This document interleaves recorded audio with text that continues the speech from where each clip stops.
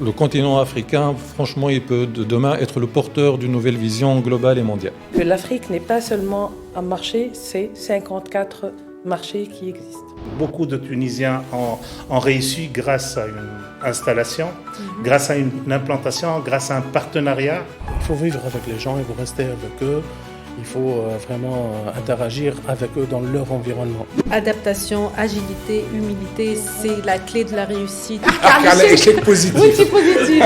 حكينا على كيفاش دخلت في حيط وانت تضحك.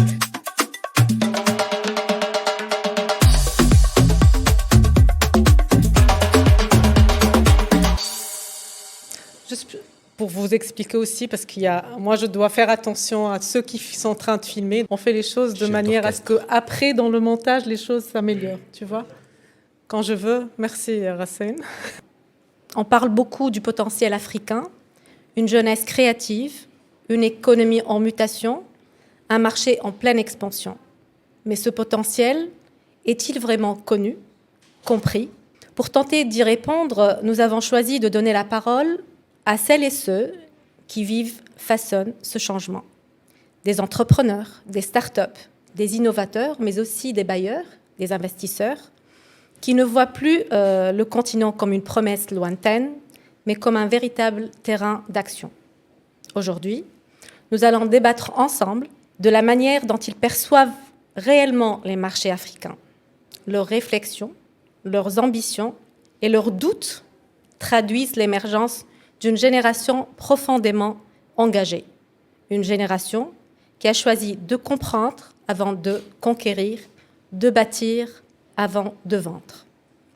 Pour cela, nous allons essayer de discuter autour de 4 thématiques avec 8 intervenants que je remercie pour d'avoir été avec nous aujourd'hui, parmi nous aujourd'hui, et leurs interventions, je suis sûre, ils vont donner une pierre à l'édifice et ça va être vraiment un éclairage pour ceux qui essayent de découvrir l'Afrique. La première thématique, ça va être autour des bailleurs du fonds, avec qui et grâce à qui on essaye de faire les choses main dans la main. Donc la question qui va se poser, c'est pourquoi les bailleurs aujourd'hui misent sur l'Afrique. Et pour cela, j'ai à côté de moi mon ami Mazen El-Qassem et Abdou Samba. Donc Mazen, il est chef de projet de expertise, chez Expertise, du projet Kawefel, et Samba, il est de l'AFD.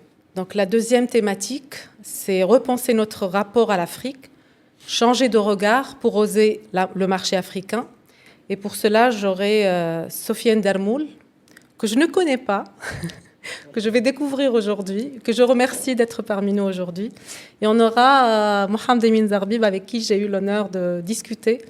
Je découvre une jeunesse qui est extrêmement dynamique et je suis très, très fière de ce que vous faites, sincèrement. J'ai vraiment été impressionnée par le travail qui est en train de se faire et je vous remercie de m'avoir donné cette occasion et éclairage. Pour la troisième thématique, j'ai choisi mon ami Ouafé Ben Abdallah et mon ami aussi Fawzi El Mofti pour parler des marchés africains en mouvement, de la diversité à la coopération. Donc avec votre expérience et tout ce que vous avez vécu, je suis sûre qu'on aura plus d'éclairage sur cette question.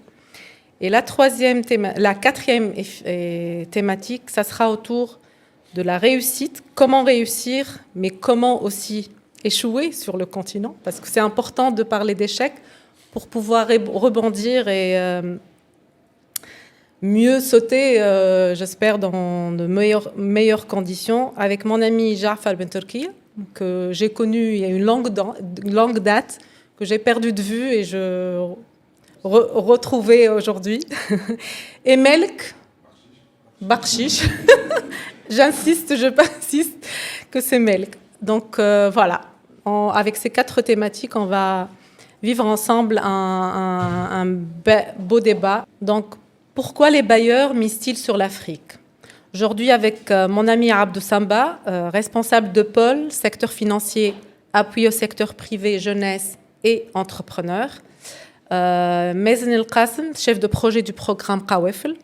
On va mettre le focus sur les objectifs, la stratégie et l'impact des programmes d'appui de pérennisation en Afrique. Donc, j'ai 2 questions que j'aimerais poser à mes invités aujourd'hui. Et je vais commencer par mon ami Mazen. Avec Qawafel, vous avez décidé de parier sur le marché africain. Pourquoi ce choix? Quelle vision? Quelle ambition concrète derrière ce programme? Merci Wafa, merci pour l'invitation. Et merci donc à Beyond Pictures pour l'organisation de ce podcast. Pourquoi l'Afrique? Donc il faut revenir aussi à la jeunesse du projet Qawafel. Pourquoi le projet Qawafel a été développé en partenariat avec donc, notre bailleur, l'AFD, l'Agence française de développement.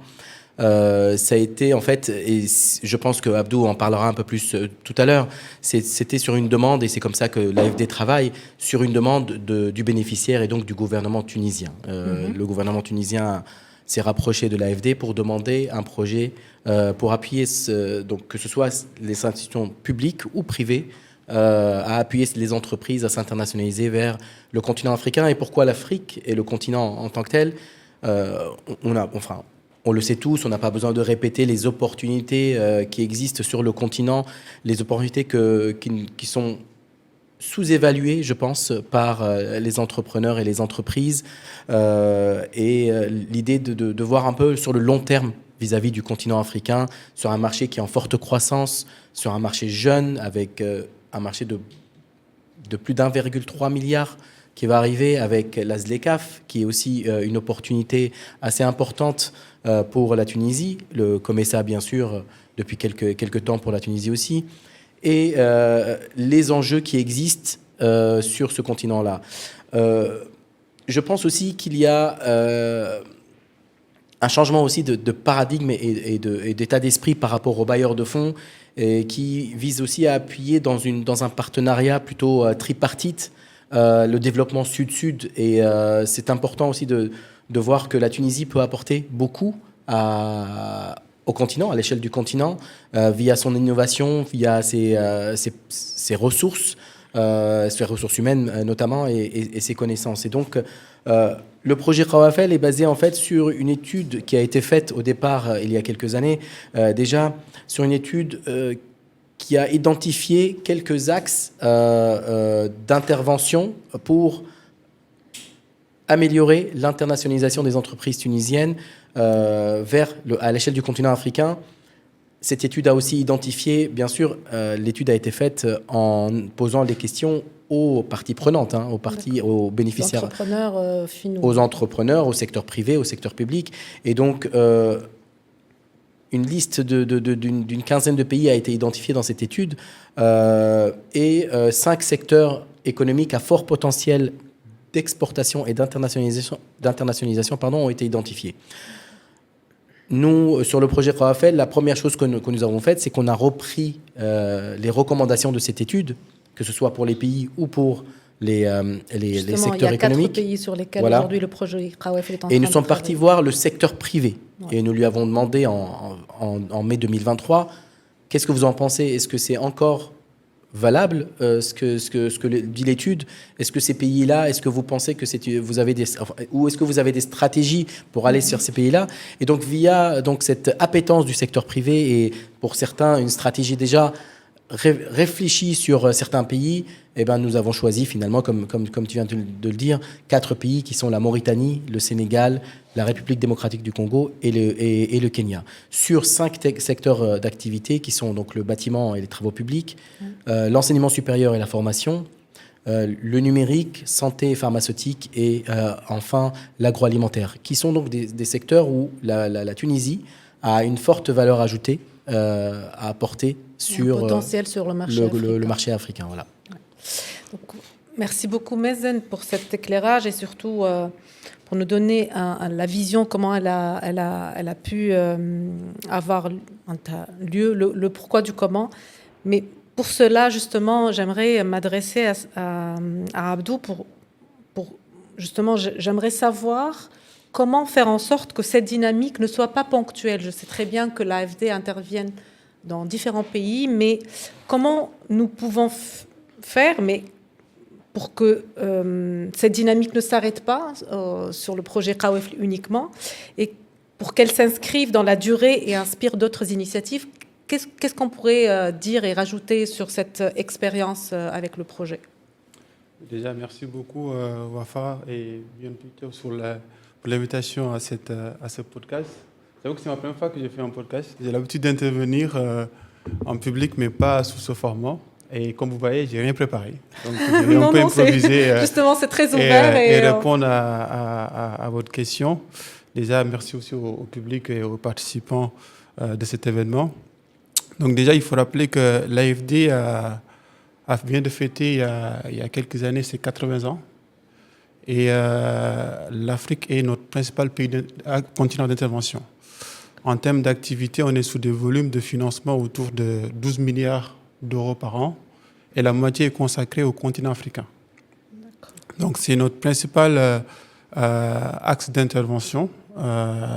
Pourquoi ce continent, c'est lié aussi à... On parle beaucoup de potentiel, mais c'est parce qu'aussi on croit fort que les pays ont besoin d'être accompagnés et aussi d'être soutenus dans leur voie de développement. Comme Mazen l'a dit aussi dans le cadre du projet PowerFell, c'est dans le cadre d'un dialogue stratégique entre la Tunisie et la France qui concernait plusieurs secteurs, pas que la partie internationalisation, mais ce qui est ressorti et ce qui intéressait le plus la partie tunisienne, c'était vraiment voir comment soutenir les entreprises tunisiennes à aller sur le continent africain. On a compris on a constaté que la Tunisie était beaucoup plus orientée vers le marché européen, peut-être en termes de manque de connaissances ou bien en termes de proximité. Et aussi, comme l'a dit Mazen et comme l'a dit aussi Manel dans son introduction, parfois le principal blocage, c'est l'accès à l'information. Tout à fait. Les gens, mon conseil est que la plupart des entreprises tunisiennes veulent aller sur le continent, mais ils ne savent pas comment faire et quelle est la méthode pour y aller. Et c'est pour cela que moi, ce projet-là, à titre personnel, me tient aussi à cœur. Je ne sais pas si vous le savez, je suis d'origine sénégalaise, ça n'a rien à voir que le Sénégal soit bénéficiaire de ce projet, mais je connais un peu le potentiel tunisien et le capital humain tunisien est très demandé. Il y a un avantage comparatif qui est connu en termes de main-d'œuvre, en termes de qualité des produits, en termes aussi de manière de travailler. Et donc, c'est ça qui nous a beaucoup plus intéressés. Aujourd'hui, pour répondre à votre question sur la pérennisation, ces types d'initiatives comme ces podcasts ou bien l'accompagnement qu'on fait avec les entreprises, les différentes études qui sont menées dans le cadre de ce projet permettent aussi d'aller au-delà du projet, parce que ce sont des éléments qui vont rester. Et c'est ça qui nous intéresse. L'ADN de l'AFD, ce n'est pas seulement d'apporter des financements. L'idée, c'est aussi d'apporter des financements, mais également de l'accompagnement, parce qu'on peut construire un bâtiment et laisser comme ça, mais si les bénéficiaires ne savent pas comment le mode opératoire d'utilisation ou bien la continuité une fois que le projet est achevé, pour moi, c'est quand même problématique. Du coup, c'est pour ça qu'on insiste beaucoup sur ce côté accompagnement, ce côté études, ce côté stratégique. Je remercie aussi mes collègues d'Expertise France pour le travail qui est mené, mais également les partenaires du secteur privé, parce qu'on est convaincu que le public et le privé doivent aller ensemble. Et la Tunisie a un potentiel, je l'ai déjà dit, énorme en termes de savoir-faire, de transmission à apporter aux autres pays. Moi, j'espère à titre personnel que ce projet soit un début, une étape, mais pas à la fin, parce qu'on parle de 4 pays, mais le continent, c'est quand même 54 pays, donc c'est beaucoup de pays.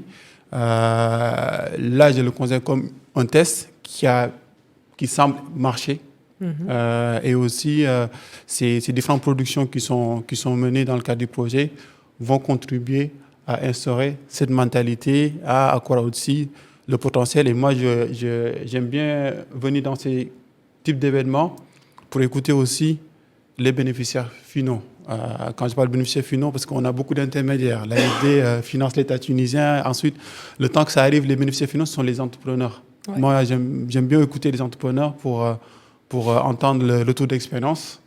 de ce qui a marché, ce qui n'a pas marché. Surtout ce qui n'a pas marché. Moi, j'aime bien ce qui n'a pas marché pour Faut voir rester comment, jusqu'à la fin. voilà, comment on peut essayer d'améliorer les choses et aussi garantir une pérennisation de nos actions d'aujourd'hui. Justement, à une année de la fin du projet Kawefel, est-ce qu'on peut espérer un Kawefel 2 avec plus de pays Qu'est-ce qu'il y a dans la vision Comme l'a dit Mazen tout à l'heure, il y a une manière d'intervention de l'AFD qui est de répondre à un besoin.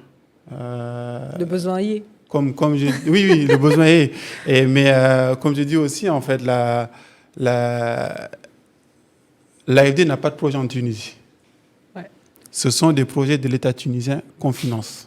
Donc, ce sont des projets de l'État tunisien. Ce qui est nouveau à l'AFD, c'est que l'AFD écoute aujourd'hui beaucoup le secteur privé aussi. C'est ça, effectivement. Donc, on essaie d'identifier, d'échanger, de recueillir, de constater aussi les différents défis, les enjeux sectoriels. On sait qu'il y en a beaucoup. Et selon la pertinence, selon la faisabilité, on essaie d'intervenir. Je vais être très direct à ça. Sur les 5 prochaines années, est-ce que l'AFD a des projets pour la Tunisie en faveur de l'Afrique?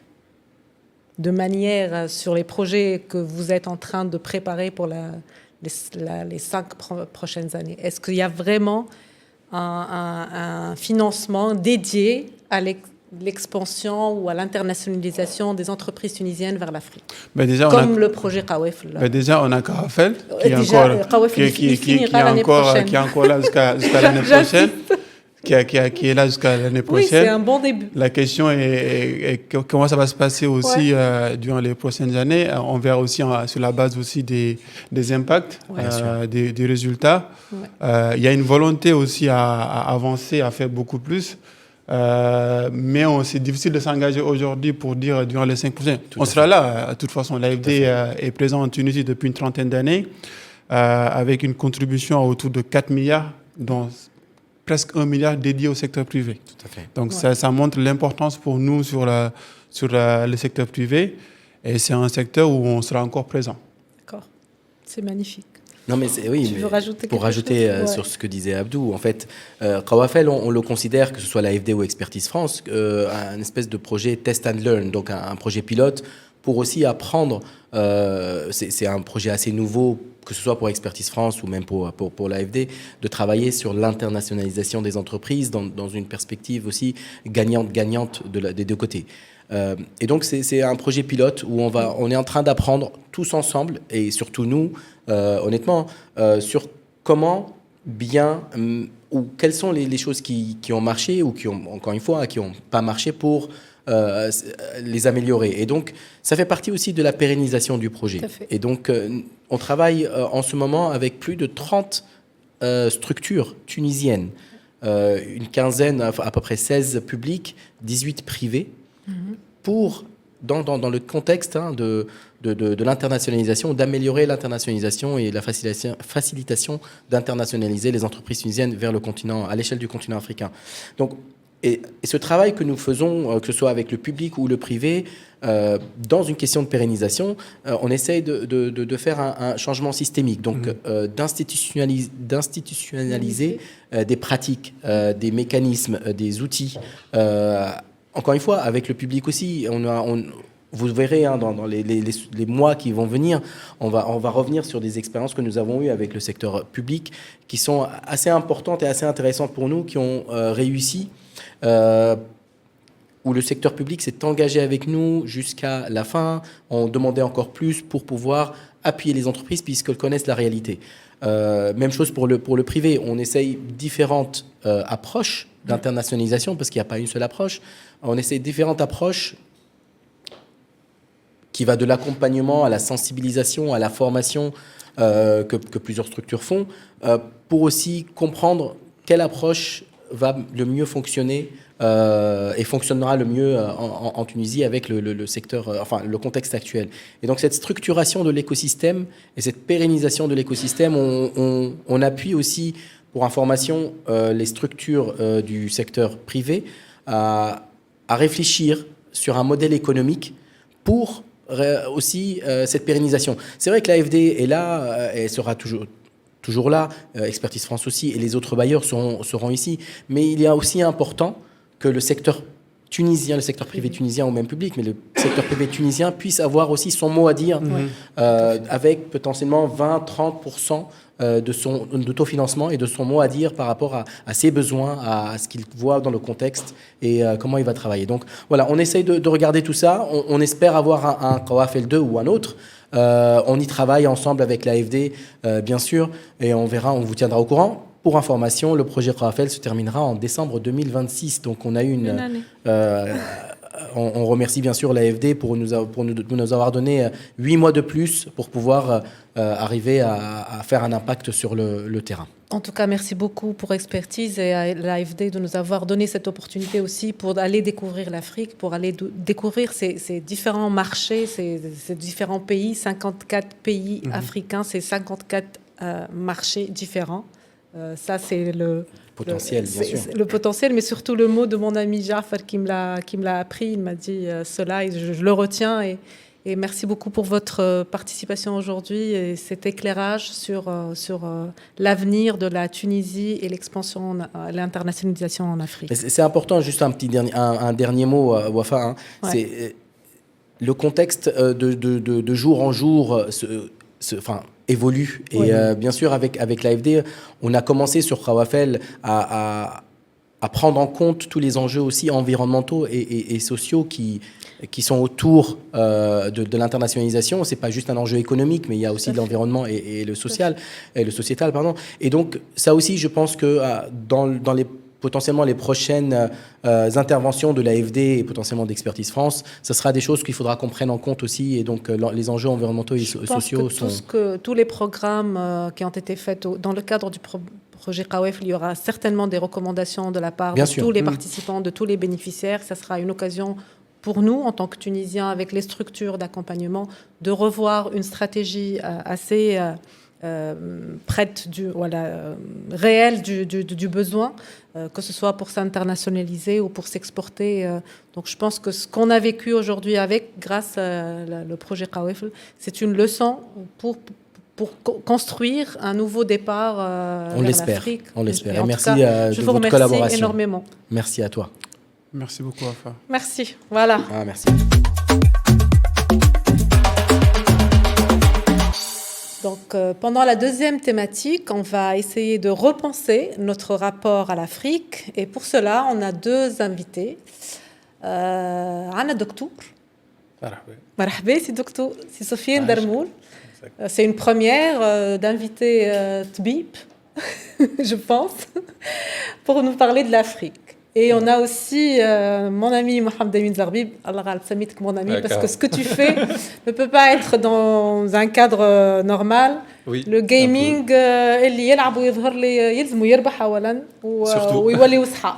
donc pour moi, parler avec Sofiane et Emin, on va mettre le focus sur la perception, l'attractivité, risque et confiance.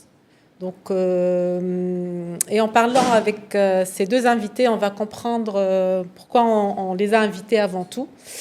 Et donc, j'aimerais poser une première question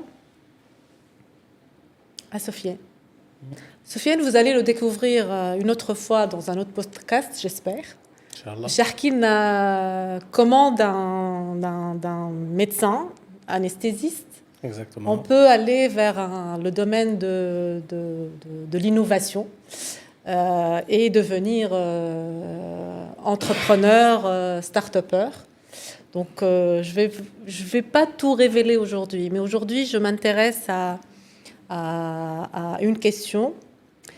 Donc, l'Afrique est souvent perçue à travers des clichés, soit comme un marché risqué, soit comme un Eldorado. Donc, comment dépasser ces représentations pour construire une perception plus juste, plus réaliste du continent? À partir de ton expérience, est-ce que tu pourrais nous éclairer sur ça? J'aimerais bien t'écouter sur cela. Voilà, donc... vous pouvez parler بالكلام اللي تحب عليه بالتونسي بالفرنساويه باللغات الكل. D'accord. Ouais, c'est encore mieux. En fait, moi je suis anesthésiste réanimateur, je suis médecin de formation. Ouais. Et puis j'ai eu la chance de découvrir l'Afrique grâce à une première mission. C'était à Ouaga, initialement. Et puis, j'ai découvert un monde. Et effectivement, j'étais confronté à cette thématique-là. J'avais beaucoup de préjugés. Et j'étais, à la limite, on va dire, impressionné par la réalité. Et puis, par la suite, on a été sensibilisé un peu à ce moment-là par rapport au risque. Et puis, le voyage a commencé. Et puis, C'était dans un cadre médical? dans un cadre médical initialement, exactement. Un cadre d'expertise. Et on allait visiter des cliniques à Ouaga. Et puis, c'est ce qui m'a fait découvrir la vraie Afrique. On est toujours en Afrique, en Tunisie, mais c'est une réalité. Et comme mon ami Jafar l'a bien souligné, vous l'avez bien souligné, il y a pratiquement 54 vérités, pas une seule. Voilà. Donc, et puis, j'ai eu la chance par la suite de visiter plusieurs autres pays. Et puis, il y a des similitudes entre la Tunisie et les autres pays subsahariens, essentiellement francophones pour les pays que j'ai visités. Et puis, il y a beaucoup de différences aussi au niveau de l'approche, au niveau de la mentalité. C'est vrai que la réalité est en train d'évoluer très très rapidement par an 3, de stagner par an 3. Mais vraiment, ça évolue. Dans l'ensemble, ça évolue. Il y a une population de plus en plus jeune, de plus en plus connectée, qui entre en jeu, donc, et qui a des espérances et il y a une vraie volonté de changement de part et d'autre. La réalité tunisienne est pleine de bonne volonté, de changement, de beaucoup d'initiatives. De l'autre côté aussi, dans les autres pays aussi, donc, quand je parle de l'autre côté du Sahara, donc il y a vraiment une volonté de changement, ce qui nous confronte à cette problématique des idées reçues, des préjugés et des images, des clichés, tout ça. Justement, comment ta perception, voilà, entre l'idée que tu avais en partant et le vécu que tu as eu sur le terrain à Ouaga, qu'est-ce qui a changé dans ta tête? Qu'est-ce qui a fait... Une prise de conscience, essentiellement. Ouais. Une prise de conscience. Il y a beaucoup de choses, au moins dans mon domaine à moi, il y a beaucoup d'incompréhension. J'avais déjà des patients, je traitais des patients depuis plus de 4 ans, des patients subsahariens, et j'ai fait des constatations. C'est pratiquement la même chose. Kiff, domaine médical ou les autres domaines. Moi, je pense que c'est pratiquement la même mentalité, la même chose, les mêmes problématiques. Et puis, je ne comprends pas exactement. J'ai constaté quelques défaillances. Les défaillances, des défaillances du système interne, des défaillances. Je ne comprenais pas. Et puis, quand j'ai fait des visites, sur terrain, au Choft, j'ai fait cette mission d'expertise. Donc pour toi, le fait d'y aller sur place, ça peut changer les donnes. Exactement. C'est important d'être sur place. Ça change tout. Okay. Ça change tout. Et puis, même ça change l'approche sur le plan intellectuel, sur le plan même humain, relationnel humain, ça change complètement. Parce que tu comprends la réalité des gens, tu comprends la réalité, les hommes aïchim faire. Et est-ce qu'une seule visite suffit pour comprendre? Sûrement pas. Ouais. Sûrement pas.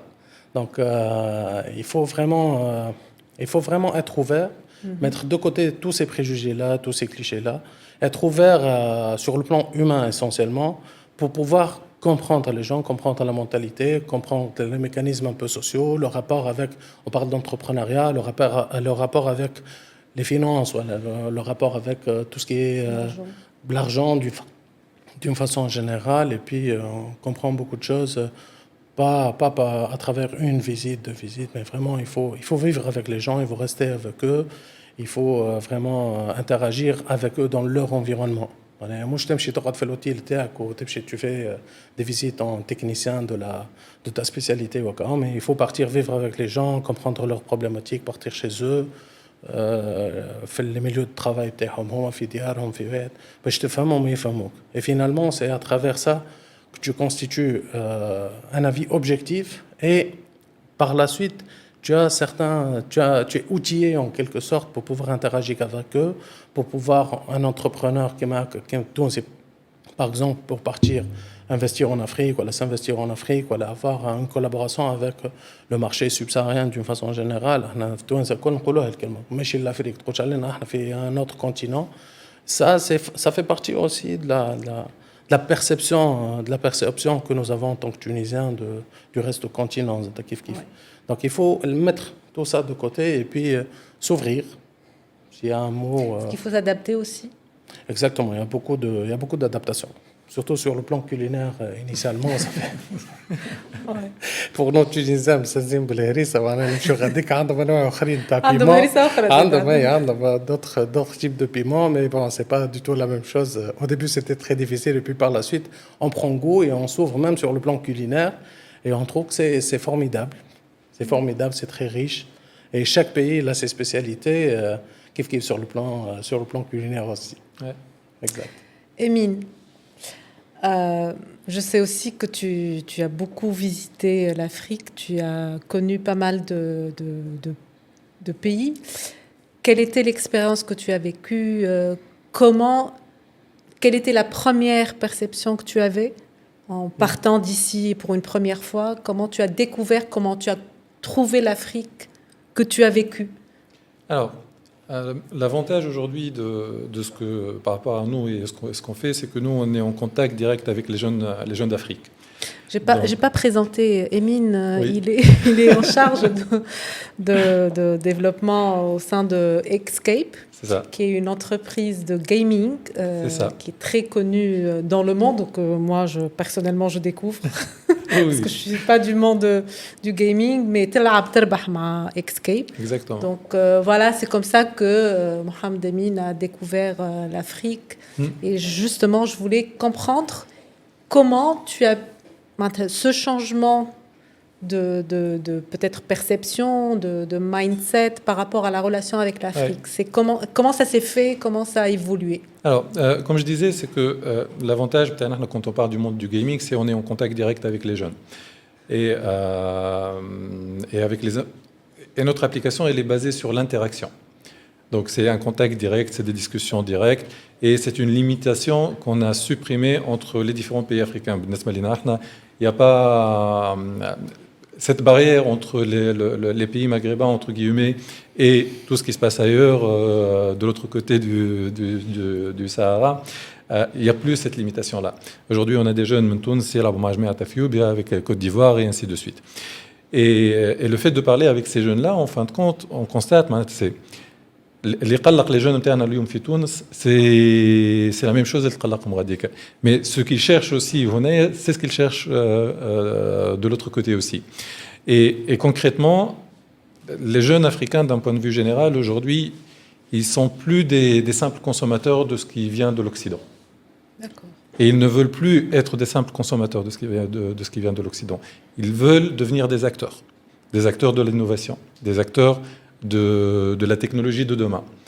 Et franchement, j'étais pas mal surpris, que ce soit que ce soit quand on discute avec les joueurs du Côte d'Ivoire, que ce soit en Éthiopie.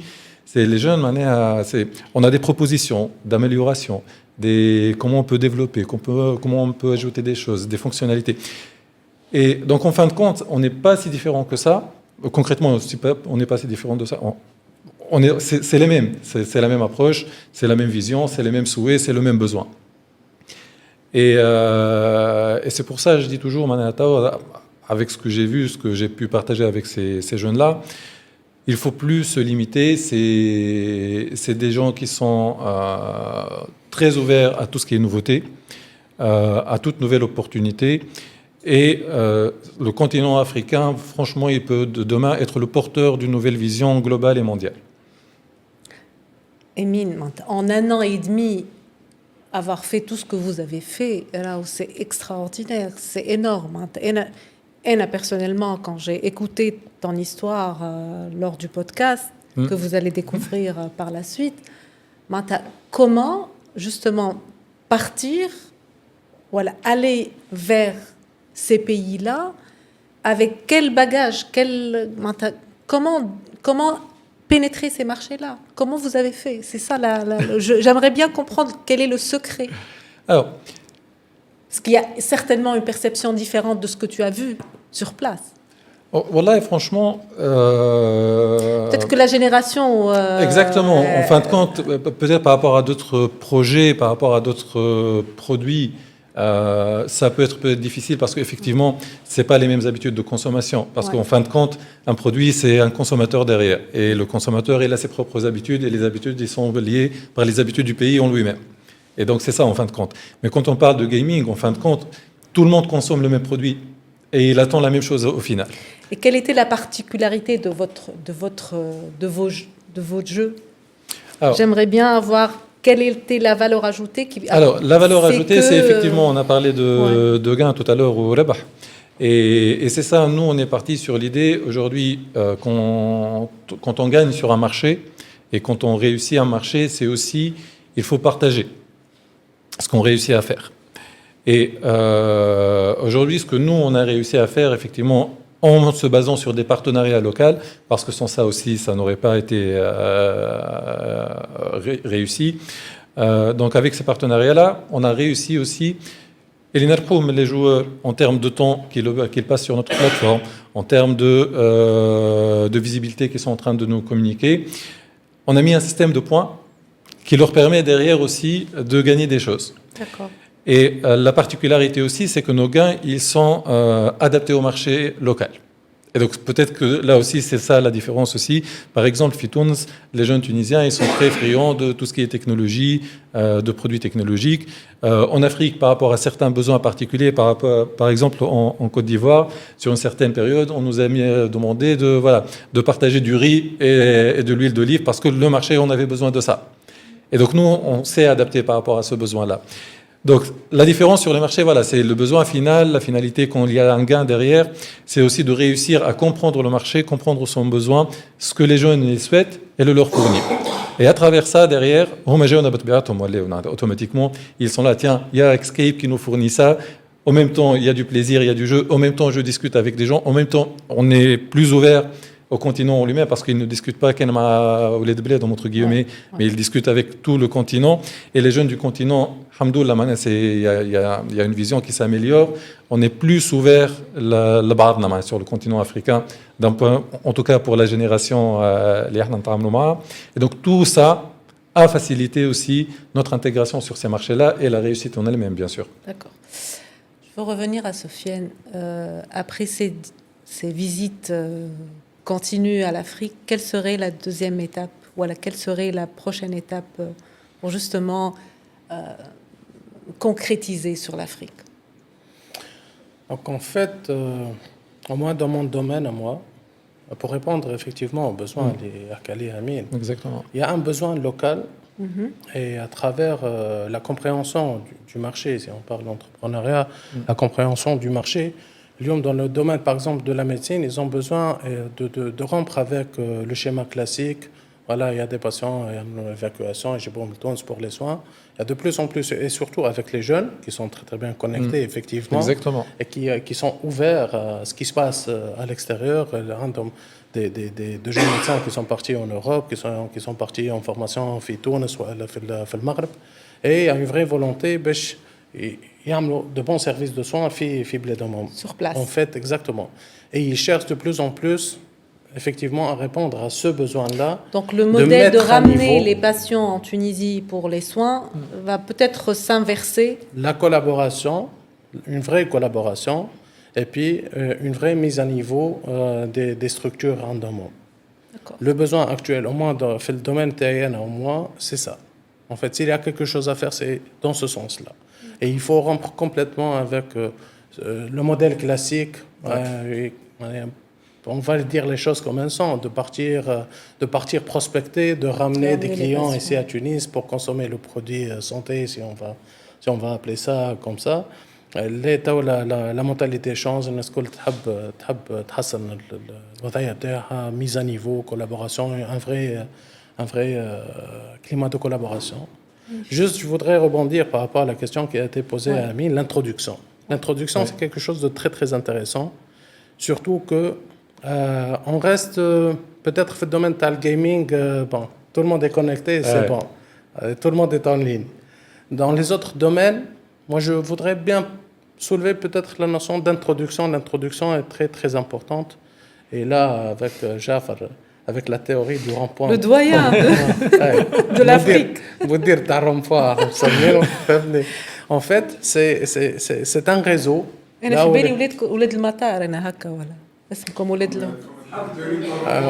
Attends. فما فورمول اخرى جديده Oui, c'est chaud, on va la découvrir ensemble après. Exactement. Et puis, c'est l'introduction à travers un réseau. Et de la mise, la mise en relation à travers un réseau de confiance. Ça, il n'y a pas mieux que ça. كيف كما في تونس عندنا احنا نتكلم شكون pour recommander quelqu'un pour un service.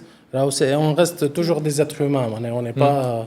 On n'est pas des machines. La relation de confiance, elle est très très importante pour connecter des entrepreneurs tunisiens avec des entrepreneurs de l'autre côté. Il faudrait penser à ça. Et puis, je pense que là, la plateforme, elle est... Freeway sera peut-être le connecteur, celui qui maîtrise le marché, celui qui maîtrise l'information maîtrise le marché. Exactement. Et le réseau, il sert à ça, en fait. La bonne information, la bonne personne, le bon produit, et puis un travail de suivi qu'on assure entre nous. Chacun va suivre un peu les affaires de l'autre, comment ça évolue, tout ça. Donc, et puis l'orientation toi, aussi. Sofiane, justement, partir en Afrique tout seul. C'est intéressant, je l'ai fait. Je l'ai fait. Parce qu'après Ouaga, j'ai pris la décision de partir à Niamey tout seul. Ok. Donc je l'ai fait. Et ça a été? Ça a été, oui. Un autre type d'expérience, mais avec une ouverture cette fois. Pas trop choqué, pas trop par rapport à l'environnement, parce que là, on a été un peu habitué à la situation. Et puis d'autres personnes, d'autres approches, le tempérament change un peu, les gens changent un peu, les habitudes aussi, c'est pas les mêmes habitudes, c'est pas les mêmes personnes. Il faut découvrir tout, il faut être ouvert à toutes les expériences. Partir dans un réseau comme ça, oui, c'est très important. Et puis peut-être le temps d'exécution, le temps pour aboutir à quelque chose, pour concrétiser, ça sera beaucoup plus facile et on aura beaucoup plus de facilité à le faire. Mais partir aussi tout seul, c'est quelque chose à faire aussi. Est-ce que c'est plus difficile de partir seul ou... Certainement. Certainement. C'est un peu plus difficile, ça nécessite un peu une certaine inconscience par rapport au risque, parfois. Oui. Et il faut avoir le courage de le faire parce que c'est pas évident. Surtout qu'on part pas en Europe, on part pas en Amérique du Nord, là où les choses sont plus ou moins cadrées, orientées, et puis à travers Google Maps, on peut se retrouver. Là-bas, parfois, on se retrouve pas, même avec Maps, on se retrouve pas. Mais bon, il faut le faire. Je vous remercie et je vais peut-être donner la parole à la salle pour peut-être réagir aussi par rapport à ce que vous venez de dire. Donc, s'il y a des intervenants au sein de la salle, n'hésitez pas à prendre le micro. Bien, vas-y. En fait, pour rebondir sur ce qui a été dit par Emine et Sofiane, en fait, Sofiane il a parlé de courage. J'ai envie de dire qu'il faut avoir l'audace d'y aller, parce que il faut pas avoir peur, en fait. Il faut avoir le courage, l'audace d'y aller, de taper aux portes, parce que les 54 pays sont très accueillants. On aura toujours quelqu'un pour nous entendre. Même si on ne va pas avancer avec lui sur le projet, il y aura toujours une personne pour nous écouter, pour nous dire où aller, pour nous guider. Donc, oui, il faut y aller. Oui, on peut y aller seul, mais les risques ne sont pas les mêmes. Donc, pour revenir à la théorie du rond-point, en fait, on a créé notre réseau. Un réseau interne où dès que quelqu'un a une connaissance quelque part et que un de nous, voilà, une personne extérieure a besoin d'aide, on s'appelle et on donne les contacts. Donc nous, on n'est pas avare en transmission de connaissances et en transmission de contacts, parce que ça ne fait que faciliter la tâche à la personne qui va y aller. Un natural give back. Quand on s'entraide entre nous, on n'attend pas un retour pécunier. Lyoum, Emine, Sofiane, Bakshish, Mohamed, beaucoup de personnes qui sont là, présentes dans la salle, et il y en a beaucoup d'autres qui ne sont pas là. Est-ce que ce cercle, il est fermé ou il est ouvert? On n'est pas du tout dans un cercle fermé, mais nous, on a la chance de nous connaître. On s'est connus, Sofiane, je l'ai connu dans un acte chirurgical. C'est de là que la relation a commencé. Mon oncle se faisait opérer, c'était lui l'anesthésiste réanimateur.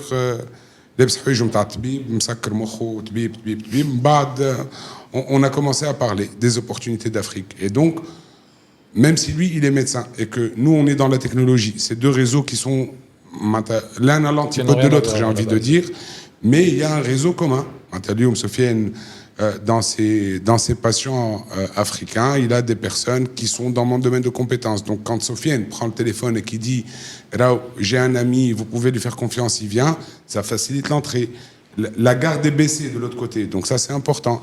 Je me retrouve dans des cercles où ils ont besoin de médecins, ils ont besoin de technologie en médecine. Sofiane, il est là. Le gaming, Zarbib, kif, la main dans la main. Et encore une fois, il ne faut pas être avare en transmission de contacts et d'informations, et il ne faut pas attendre un retour pécunier. Il faut avoir une vision à long terme. Il y a de la place pour tous. Oui, il y a 54 pays, 54 marchés. Et dans les marchés, il y a des sous-marchés. Ouais. Donc il y a de la place pour tout le monde. Vraiment tout le monde. Sur les 54 pays. Exact. Tous les médecins de la Tunisie. On parle de gaming, il y a énormément de plateformes de gaming qui peuvent travailler là-bas. Le mushkil, malheureusement, je le dis, c'est que Tunis qui est un marché, il cloisonne, il طلع صور باش حتى حد ما يدخل معاه, alors que non. Le gâteau est grand. Tout le monde peut, il y a à boire et à manger pour tout le monde. D'accord. Voilà. Il y a d'autres personnes qui veulent interagir. Walid. Ouais. Alors, Aslama Walid Karbechi, Beware, une PME technologique tunisienne. Donc, je voulais savoir, par rapport à ces pays-là, qu'est-ce que le marché tunisien ou l'entrepreneur tunisien a de différenciant par rapport à d'autres pays qui offrent leurs services. Le marché africain, c'est un Eldorado, pas pour la Tunisie seulement. Il y a beaucoup d'autres pays qui s'intéressent, tels que le Maroc, l'Égypte, la Turquie. Donc, qu'est-ce que nous apportons de plus par rapport à ces autres marchés-là? Et quels sont vraiment les éléments différenciateurs compte tenu de la taille de notre marché? Tu as une réponse, voilà. Sophie, qui voulait... En fait, je me suis aperçu à travers les voyages, je me suis aperçu de beaucoup de choses. En fait, quand on part en Europe, il y a un certain état d'esprit. Quand on part en Afrique subsaharienne, il y a l'autre extrême de l'autre côté. Et nous, on a la chance d'être géographiquement, intellectuellement, socialement à un juste milieu. Sur le plan technique, dans pratiquement tous nos domaines, on a la particularité, les Tunisiens sont bien reconnus pour être de bons techniciens. Et on est de bons techniciens. Sur terrain, on assure. D'accord ? Et puis, les conditions, d'une façon générale, en Tunisie, sont intermédiaires. Donc, on a cette capacité d'adaptation à la tunisienne qu'on peut mettre à leur disposition. Donc, une maîtrise technique, une certaine flexibilité au niveau de l'exécution de cette technique-là.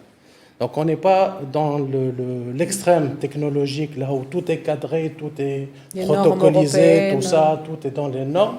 Nous, on essaie de suivre les normes, on maîtrise la technique et on a cette capacité d'adaptation. Et on est très, très flexible sur le plan, surtout pratiquement tous les plans et surtout sur le plan opérationnel, on est très, très flexible. Donc, on a cette ingéniosité un peu d'adapter les choses, d'adapter les techniques et de s'adapter nous-mêmes aux environnements. Pratiquement, si on part vers le nord, on peut s'adapter. C'est assez facile pour nous. Et puis, j'ai découvert aussi que de plus en plus, et tous mes amis qui sont partis, ils peuvent s'adapter et ils l'assurent aussi.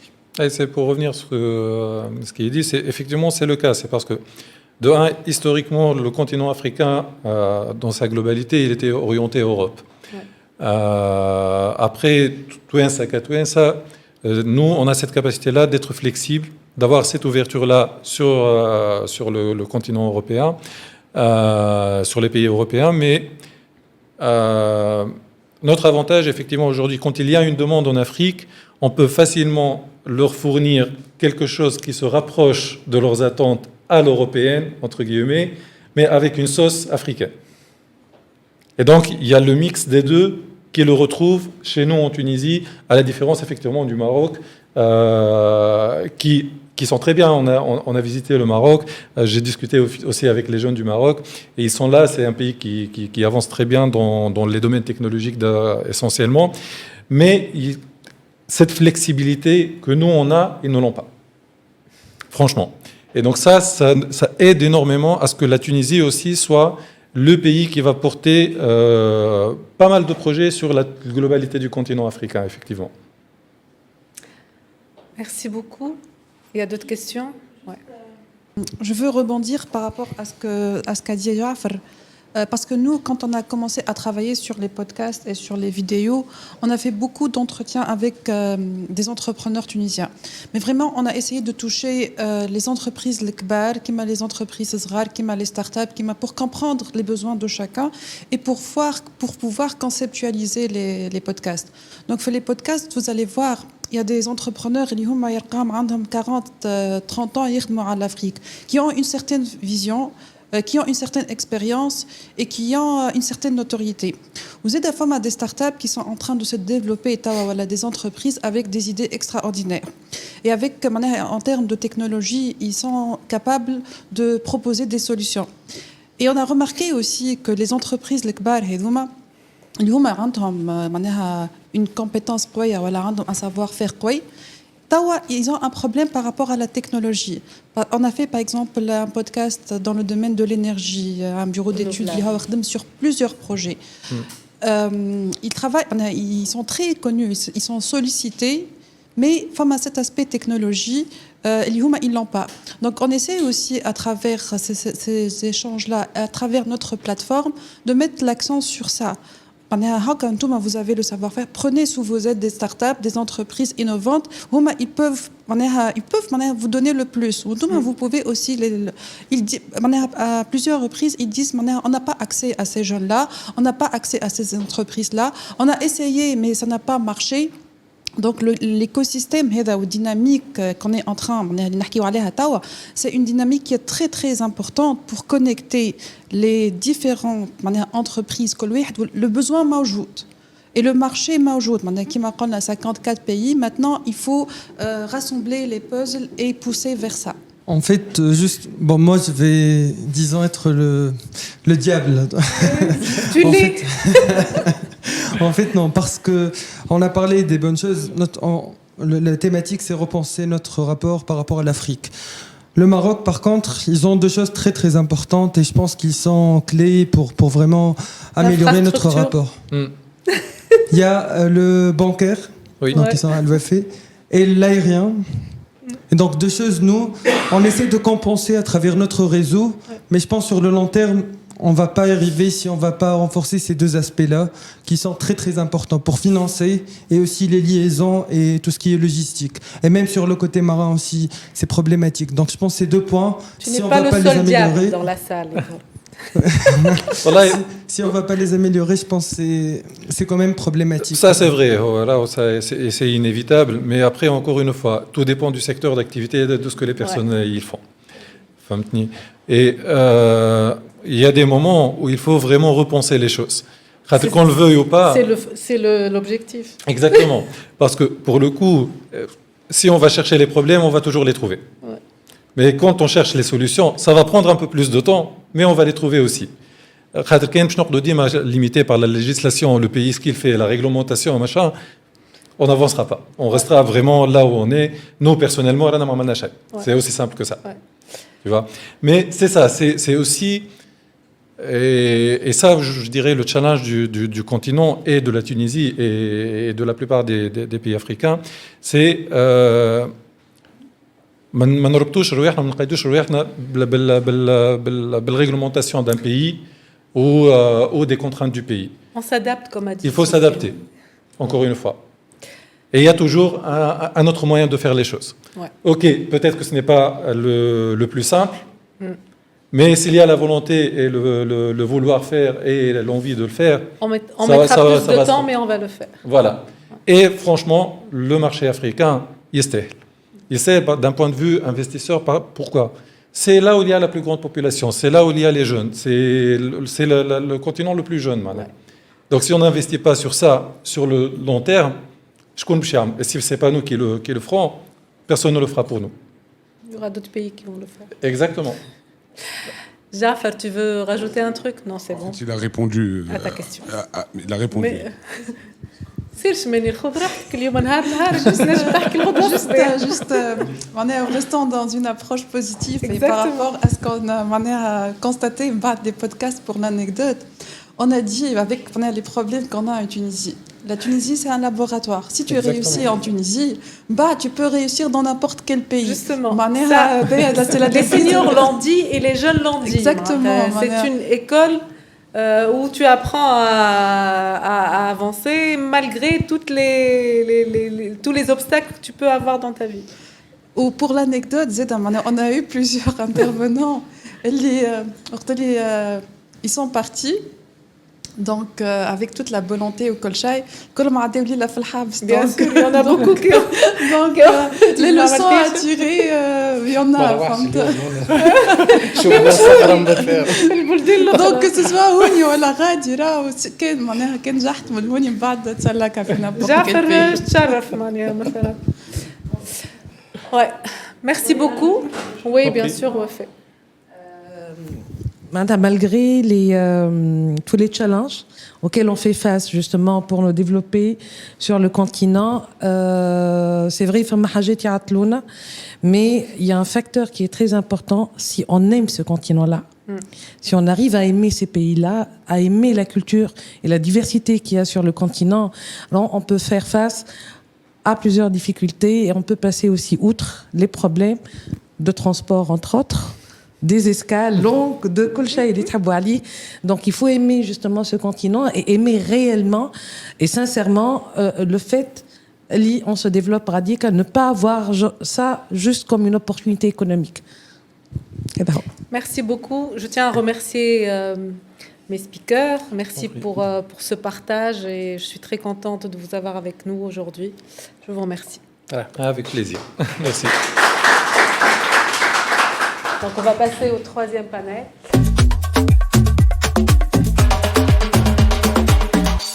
Donc on va passer à la thématique numéro 3, les marchés africains en mouvement. Eh bien, on a découvert pas mal d'histoires et on a bien vu que ça bouge.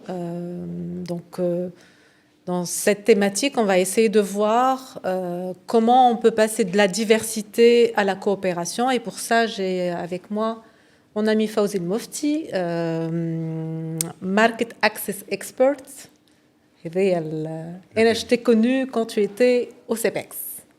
Famex plutôt. Famex, ouais, Hasra. Donc voilà, on va mettre le focus sur l'écosystème, la compétitivité, les passerelles régionales. Et j'aimerais pour ça te poser la question suivante. Depuis tout à l'heure, on entend 54 pays, 54 marchés, des réalités économiques très variées. Moi, plutôt, je préfère que Wafé réponde à cette question. Non, je vais mettre le challenge chez toi. Donc, d'après ce qu'on vient d'écouter depuis tout à l'heure avec nos amis, ces 54 marchés, est-ce qu'on peut vraiment parler d'un marché africain ou plutôt d'une constellation d'écosystèmes complémentaires? Merci Wafé, merci pour la question et merci déjà pour l'invitation. Aujourd'hui, on parle et on entend souvent dire le marché africain. Déjà, il faut définir l'Afrique. L'Afrique, l'Afrique, c'est du nord au sud, de l'est à l'ouest. Donc, c'est 54 justement pays, c'est 54 réalités différentes. C'est 54, je dirais pas cultures différentes, mais 54 pays qui sont interconnectés culturellement, économiquement, etc. Et chaque marché, il a sa réalité. Donc aujourd'hui, quand on parle du marché africain, moi, je dirais qu'on doit parler de pays ou au moins de zones, c'est-à-dire de zones interconnectées. Ouais. Parce que aujourd'hui, les écosystèmes sont différents. Chaque pays, il a son écosystème, que ce soit entrepreneurial ou autre. Donc, cette diversité fait que l'Afrique n'est pas seulement un marché, c'est 54 marchés qui existent. Tout à fait. Oui. Est-ce que tu peux creuser un peu plus, Manta? Pour toi, pour pouvoir justement intégrer ces marchés qui sont en mouvement, qui sont très différents, quel serait le secret pour les découvrir ou aller vers ces marchés-là et ces différents pays?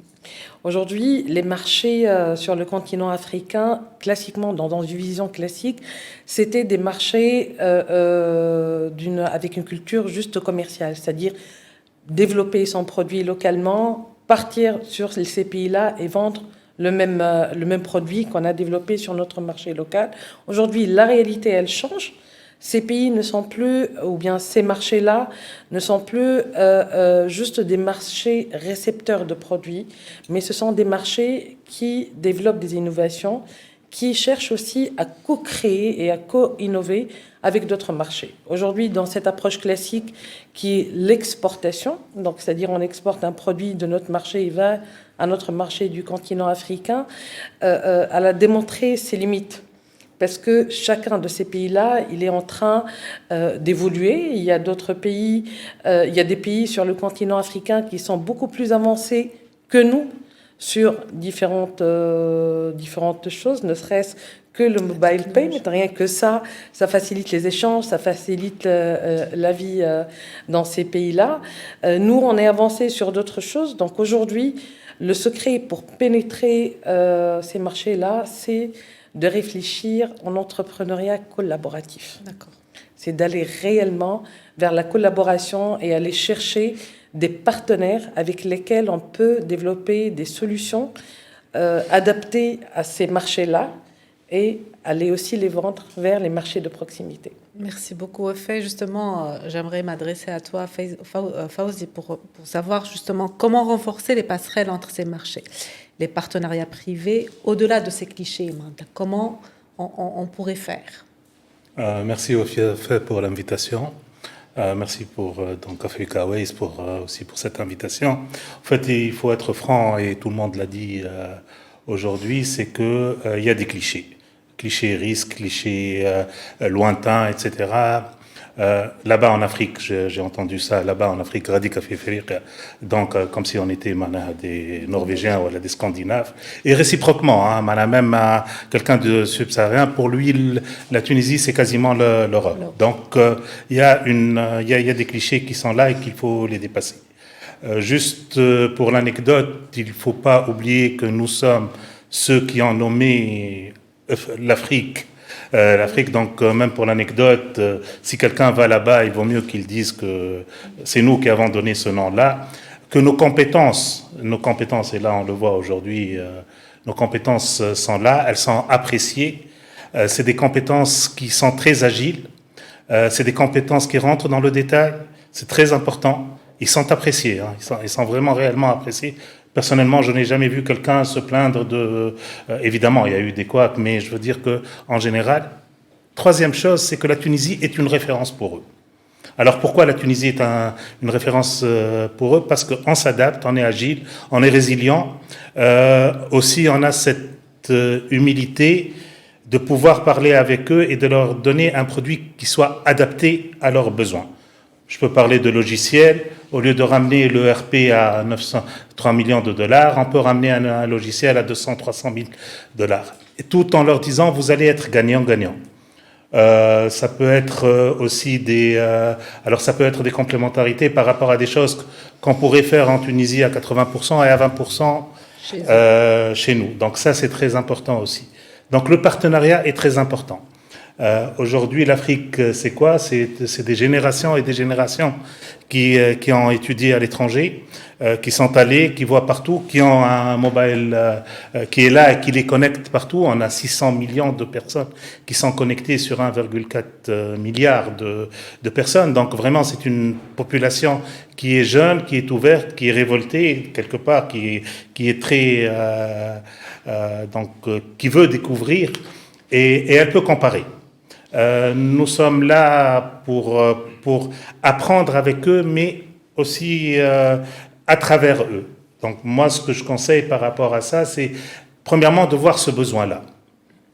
De quoi ils ont besoin? C'est pas la peine de lui ramener ce dont il n'a pas besoin, mais plutôt de lui ramener, de voir ce dont il a besoin et à partir de là, identifier. Ouais. Je peux vous donner un exemple par exemple, des moyens orientaux, de pays du Sud-Est, des Chinois qui sont allés là-bas et qui ont adopté, même s'ils ne connaissaient même pas le produit, ils ont adapté le produit par rapport à leurs besoins.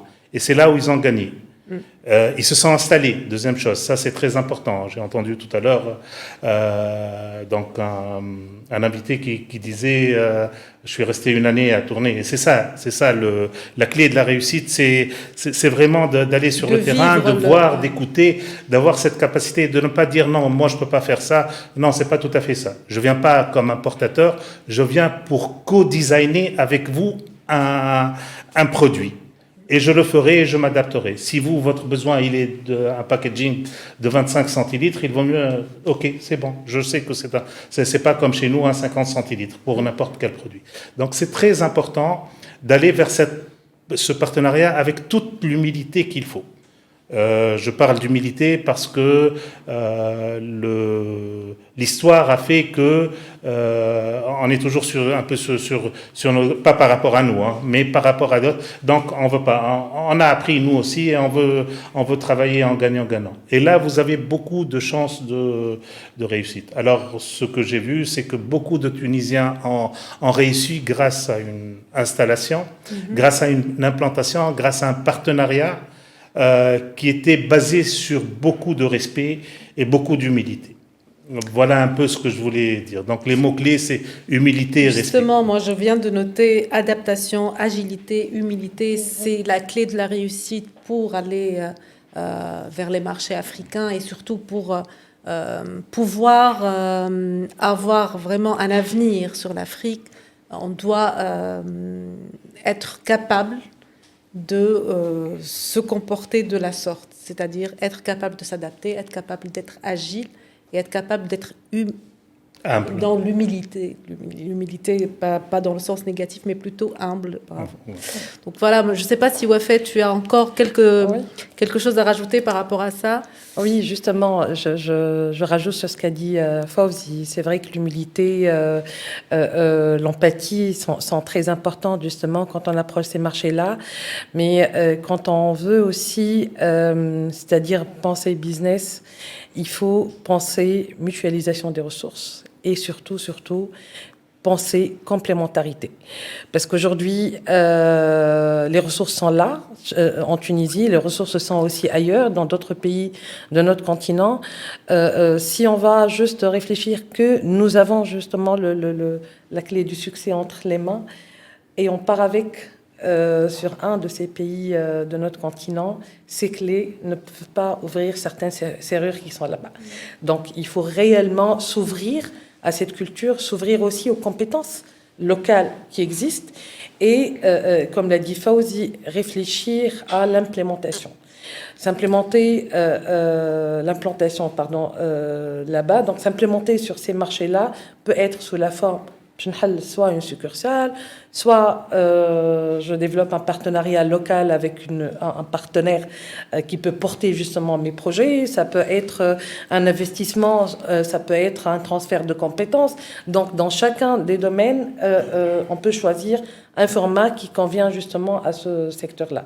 Et aujourd'hui, quand on parle développement justement sur ces continents-là, si on y va tout seul, tout à l'heure, j'ai entendu ça. C'est vrai que c'est bien de partir, découvrir, c'est-à-dire différents pays, etc. Mais pour réussir, il faut avoir un réseau, tel que le réseau dont tu as parlé tout à l'heure, donc les intervenants, avoir des partenaires locaux, avoir des gens de confiance, parce que je rajoute aussi la confiance, qui est une des clés de succès sur ces marchés-là. Mais la confiance, on ne peut que la créer, parce que c'est à travers les expériences et le vécu que la confiance va régner. On ne peut pas avoir confiance comme ça. Il faut connaître la personne, il faut vivre avec la personne pour être en confiance. Ou bien avoir des connexions qui peuvent te mettre avec les bonnes personnes de confiance Oui. Et même avec ça, on peut ne pas s'entendre. Donc, il faut vraiment ce que tu dis est vrai. Ce que tu dis est vrai. Et la confiance, maintenant, on doit la bâtir.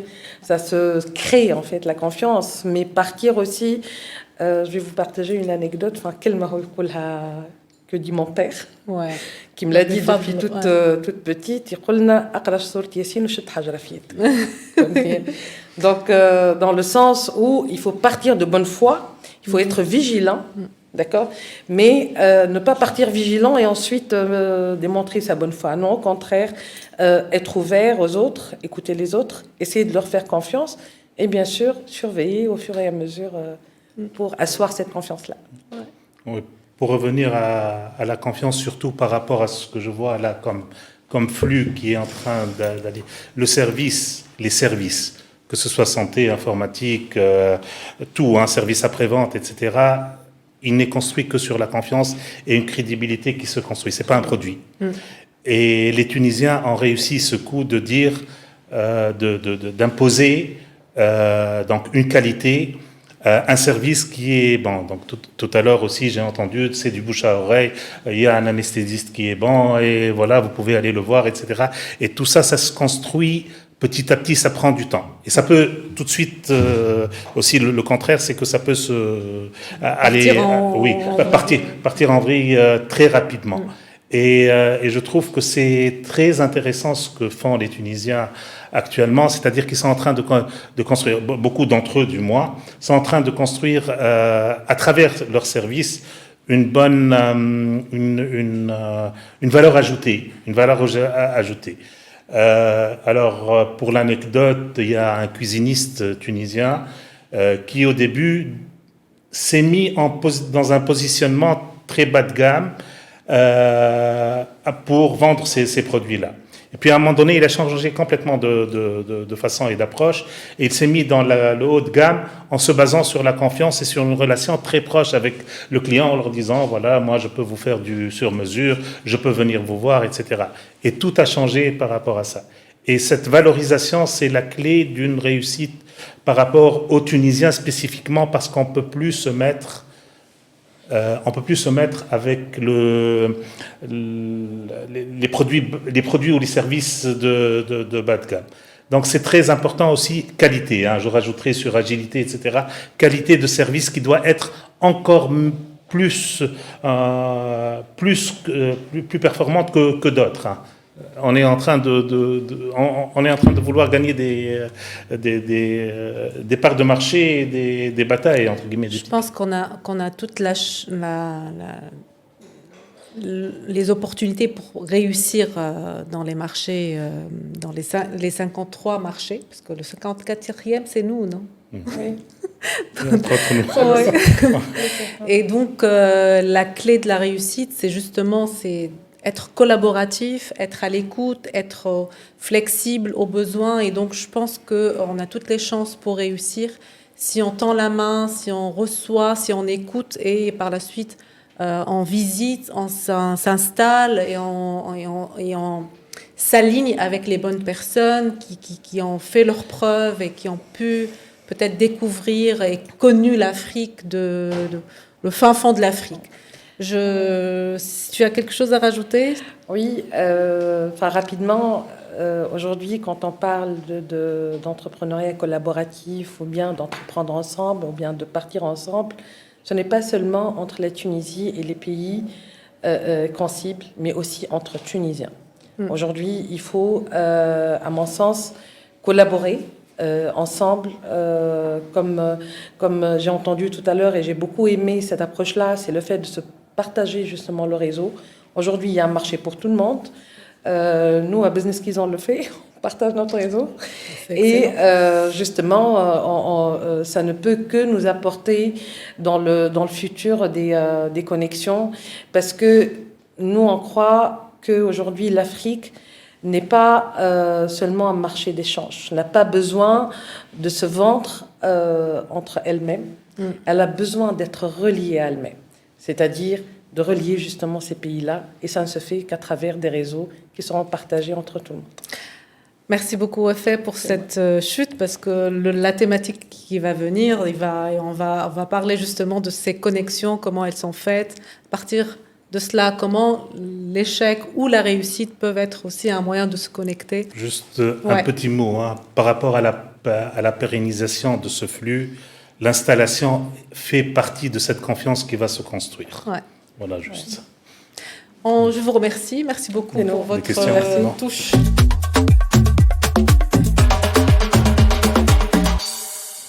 مرحبا سي جعفر. بارك الله فيك مدام. تعرف الضوء تاع افريويز كل في عينيا هنا. Alors, on va parler de la 4e thématique avec des invités dont je suis fière de les avoir avec nous aujourd'hui parce que mon invité est connu. Voilà, il s'est présenté il est connu de nom de Bakshish. Il s'avère que اسمه غير الحقيقي هو مالك غربي. Et j'ai aussi à ma gauche, parce que نغلط فيها, Jafar Ben Turkiya, chargé de développement Afrique chez Eclectic. Mais je vais parler avec eux sur une thématique assez particulière, comment réussir. C'est magnifique de parler de réussite, mais aussi on va parler d'échec. Comment échouer sur le continent. Et pour cela, on va parler essentiellement et on va mettre le focus sur les motivations, les stratégies, les alliances locales. Et j'ai une question. Je ne sais pas qui voudrait parler d'échec et qui voudrait parler de réussite. نعرفك تموت على الشيك. أموت فريستايل. فريستايل. نحب نحكي شيك زاد. تحب تحكي شيك؟ يا خويا كل واحد يحكي لي على إشيك. أقوى إشيك عملته في حياتي. أقوى إشيك عملته في حياتي. إيه. تقوليش العرس. لا ما مازال. مازال ما جربوش الإشيك هذاك. فوالا. نحكيو على افريقيا وخير خليني نخرج من الموضوع هذا خاطر نعرفوا برشا ناس يتقلقوا منه. اقوى اشيك بون بزنس نحكيو ماشي بيان سور بزنس بور لو مومون لوفي دو فون الاولى هي بيصيرش احكي لنا كيفاش. نحكي لكم كيفاش لوفي دو فون فشلت مع C'est un mélange نتاع مشاكل دبلوماتيك فيما بين بلدان ومع مشاكل بنكيه. Auprès de qui tu voulais le faire? مخلطة بزنس انجلز و فون d'investissement. توانسة ولا étranger? étranger. D'accord. اي دخلت دهماكي هكاك. دخلت دهماكي هكاك دخلت بعض. لا حضرت. اي بي. حضرت برشا. ما تعرفش فانديو انت وقتها يظهر لي مال. بيظهر نجم يكون. دونك خلطة ما بين فلوس تتبلوكا في البنك سنترال. اسمع ما تدخلنيش في تريب ما نفهمش فيها. ما الواقع نحكيو على الواقع. ديريكت نقصت انت على البنك. احكي لنا قلت لي فشل جبت لي على الفشل. حكيت على الفشل. مش على الفشل كان البنك سنترال هي وحلتك. وي الاكثريه 90% دو ليشيك سي لا بنك. لا بالحق هذا الحاجه تقهر. ماهيش باهي ما تتقهروش بربي توا احنا رانا نحب. خلينا بوزيتيف. احكي على ايشيك بوزيتيف. وانت بوزيتيف. احكينا على كيفاش دخلت في حيط وانت تضحك. ما تحكيناش على كيفاش دخلت في حيط في البنك سنترال. تحب نسالك سؤال وسيبنا من حكايه. Non mais sérieusement, moi je veux revenir sur l'histoire de ton expérience sur le marché africain. Quelles sont les erreurs que tu as commises qui ont fait que tu t'es dit, voilà, j'ai gaffé, j'ai galéré et j'ai vraiment commis une erreur monumentale pour conquérir un marché. Que tu aurais fait différemment pour aller vers le marché africain. parler plus avec... donc là, on en parle d'un chemin en cours. Mais pour moi, il n'y a pas encore d'échec parce qu'on n'a pas encore abandonné. Donc quand on abandonnera, on parle d'échec. Mais maintenant, معك تبارك الله الديناصور ماكش باش tu vas arriver. Les erreurs dont on se rend compte pas, on est encore en train de les corriger, c'est ne pas assez parler, toujours être en contact avec le marché qu'on vise. Et parfois se claquemurer, se cloîtrer pour avancer sur le produit, sur les côtés légaux, plein d'autres choses. Mais parfois, quand on revient parler avec les utilisateurs finaux dans le pays qu'on vise, par exemple, nous, on a un bon succès en Tunisie, mais on se dit que... Justement, un bon succès, جاي من هكاك من عدم ما فما حاجة. Il y a des épreuves عشتوهم, il y a des échecs عشتوهم. Pour pouvoir réussir sur le marché tunisien, vous avez certainement passé par des étapes, et l'échec faisait partie de ces étapes-là, pardon, je pense. Oui. نجم تحكي لنا شويه ما يصيرش حتى الاشيك في تونس يعلمك باش ما تعملش اشيك لبرا. Wallah, presque on répète parfois les mêmes erreurs. Quand je me rends compte que j'ai des erreurs qu'on a fait en Tunisie, on est en train de les répéter. En faisant bon, après on s'en rend compte. Le cloîtrement par exemple, nous on avait fait notre première expérimentation, on avait recueilli des échantillonnages d'utilisateurs, truc machin chouette, et on est allé redévelopper l'application. On s'est cloîtré pendant un an, parlant pas aux utilisateurs, et ça avait amené une phase d'échec. Oui, voilà. Oui, ça. Et là, on a peut-être un peu répété la même erreur En Afrique. En Afrique, en essayant d'aller vers d'autres pays où, quand on revient parler aux utilisateurs, on voit que le besoin a changé. C'est pas on ne va pas prendre le même produit qu'on a en Tunisie, on va le mettre au Maroc et c'est bon. Jésus est arrivé. Justement, Melek, aujourd'hui, pour aller vers un marché, je ne sais pas, en Côte d'Ivoire ou au Sénégal ou au Maroc, quelles sont les étapes à mettre en place ou à faire pour justement ne pas se planter comme tu l'as déjà mentionné? Bon, nous, la première étape qu'on avait faite, c'est pour la tester pour l'aspect légal. Donc, c'était quoi la recette qu'on a fait en Tunisie? On a besoin de kit de paiement et des utilisateurs. Donc, on a validé la partie légale avec première étape expert comptable marocain. Après, on a commencé à voir les partenaires de paiement. Et là où on s'est un peu mis ça de côté, c'est les utilisateurs finaux. On n'avait pas parlé avec eux directement. On n'a pas essayé d'établir le contact et avoir un contact continu. En fait, c'est ça le truc. C'est pas juste établir un contact. C'est avoir un contact continu. La partie test, proof of concept, il faut peut-être la tester tout le temps. Proof of concept, on ne peut même pas arriver au proof of concept, c'est avant même le proof of concept. C'est valider le besoin avec les utilisateurs là-bas. Est-ce que c'est le même besoin qu'ici ou pas? Il faut connaître le marché. Il y a du tuning, il y a du fine tuning à mettre en place. Tu étais où quand ils se sont plantés? Tu n'étais pas présent? En fait, si. Mais pour moi, le besoin est le même. Je pensais que les providers de contenu, c'était les mêmes partout dans le monde. Alors que pas du tout. C'est tous des providers de contenu, mais chacun a un besoin différent. D'accord. Exemple, en Côte d'Ivoire, on en a parlé tout à l'heure en off, en Côte d'Ivoire, il nous a été demandé de développer, il leur a été demandé de développer une plateforme qui m'embarchiche, mais pour les pasteurs. Donc pour les pasteurs, il y a une grande communauté de pasteurs, la religion chrétienne est très présente en Côte d'Ivoire. Et les pasteurs, c'est des créateurs de contenu. Et les gens donnent plus que la moitié de leur salaire aux pasteurs, dans certaines paroisses. Donc, sur le projet, on s'est rétracté pour plusieurs considérations, mais le besoin, bakshish, tipping, on est exactement dans la même chose. Mais au lieu d'aller parler aux streamers, il fallait parler aux pasteurs. Donc, on avait avancé sur le projet, pour plusieurs considérations, le projet a été mis en pause, on va dire. Donc, Jafar, d'après ton expérience, je sais que tu as eu un parcours assez riche et tu connais très très bien l'Afrique à travers ton expérience professionnelle, que ce soit au niveau de TLS ou même avant avec Sodexo c'était vraiment le vécu d'être présent sur le marché africain, en général dans différents pays aussi, et autres qu'Afrique.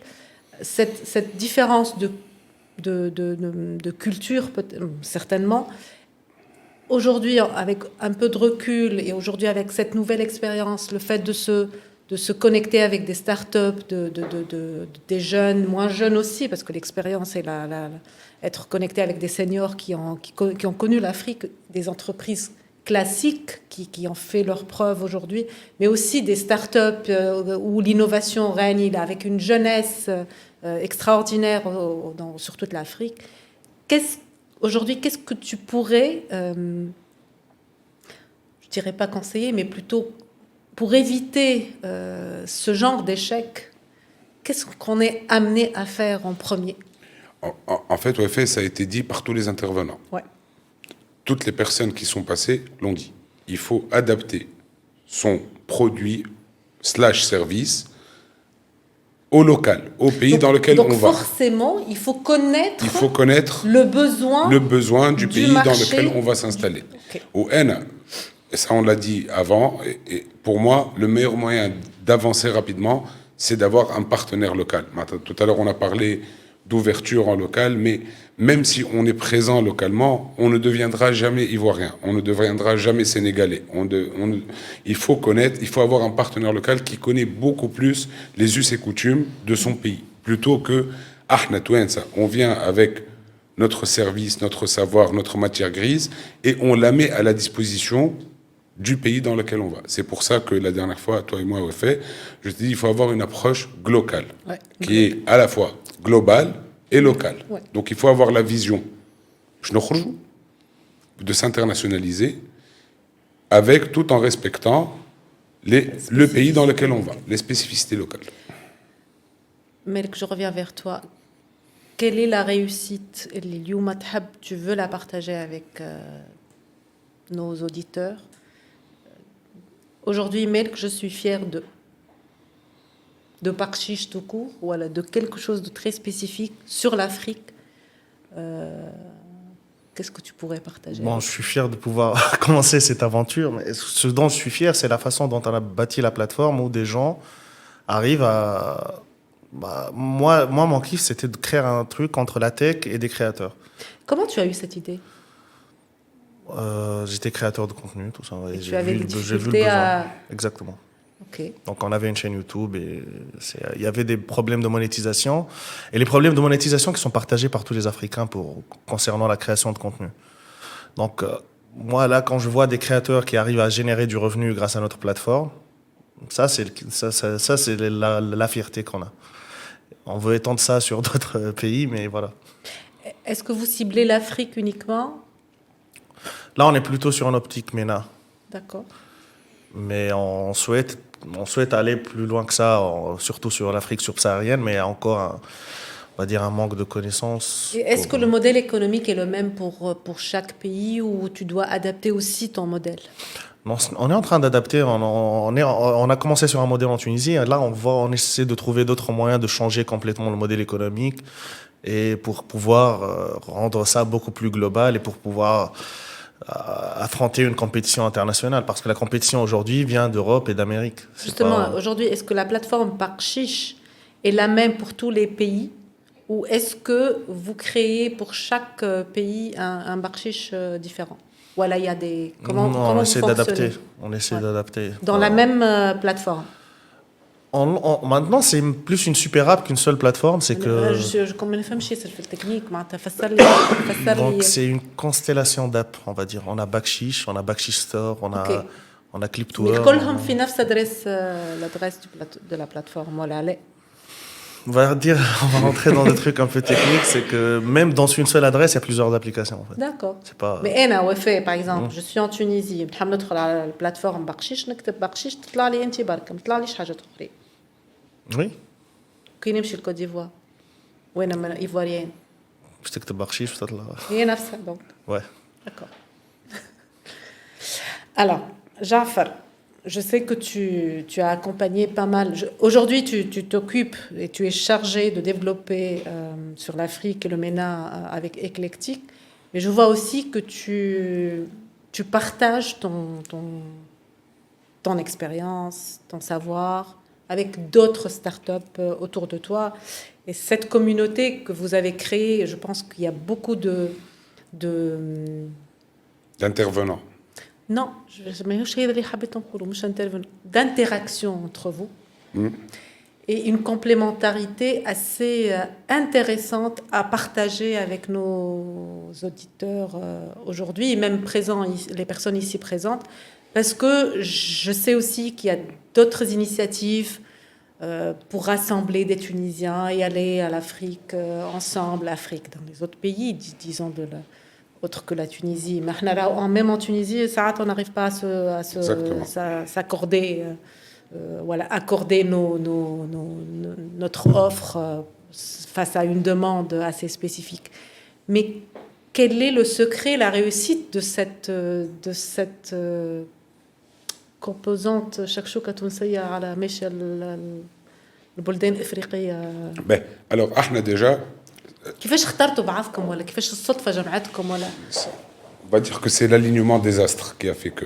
بالحق معناتها ما اخترناش بعضنا معناتها on s'est retrouvés dans des événements avec كيفاش ولاد المطار كيفاش سميتيه؟ لا ولاد صحاب الطياره لا مش صحاب الطياره.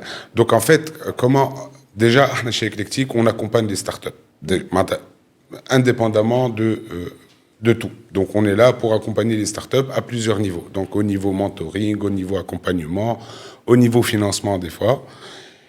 Et donc, quand on trouve des startups intéressantes, et Dieu seul sait qu'il y en a énormément à Fitounes, qui sont méconnues, et malheureusement, écosystème startup Fitounes, c'est toujours les mêmes 4, 5, 6 startups qui viennent. Alors que donc, c'est les startups qui sont connues, qui ont levé beaucoup d'argent. C'est tout le bonheur que je souhaite à toutes les startups tunisiennes. Sauf que, ils sont passés à une autre dimension.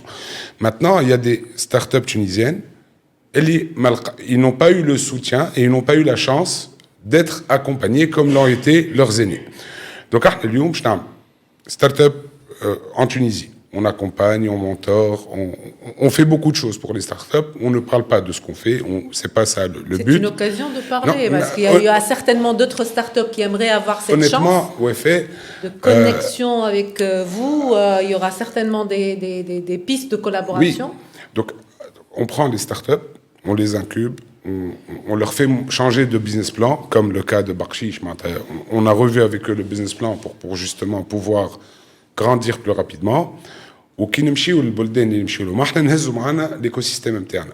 Quand on dit l'écosystème interne, on prend avec nous les startups tunisiennes, mais quand on s'arrête en Côte d'Ivoire pour aller en Guinée, on prend startup tunisienne, startup ivoirienne, on est en train de créer une caravane quelque part. On est en train de créer une caravane et un réel écosystème startup africain. Loin des projecteurs, oui, à la khatr. On est dans l'action, on n'est pas dans Choufouna Chnab.